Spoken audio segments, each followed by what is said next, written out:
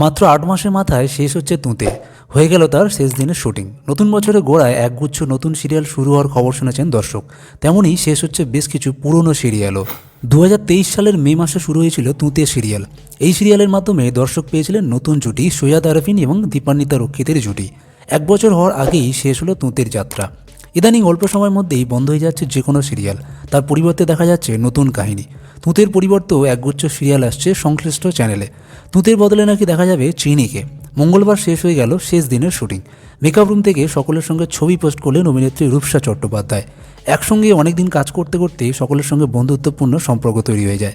রূপসাদের ক্ষেত্রেও তার অন্যতা হয়নি। সবাইকে যে মনে পড়বে সে কথাই ইনস্টাগ্রামে পোস্ট করে জানিয়েছেন রূপসা। তুঁতে সিরিয়ালে খলনায়িকার রূপসাকে দেখেছেন দর্শক। শুরুর কয়েকটা মাস টিআরপি তালিকায় প্রথমের দিকেই জায়গা করে নিয়েছিল এই কাহিনী, কিন্তু ধীরে ধীরে গল্পের টুইস্ট হয়।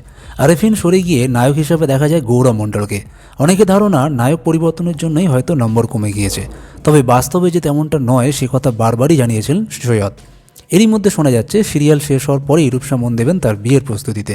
শোনা যাচ্ছে চলতি বছরের শেষের দিকেই বিয়ে করবেন অভিনেত্রী।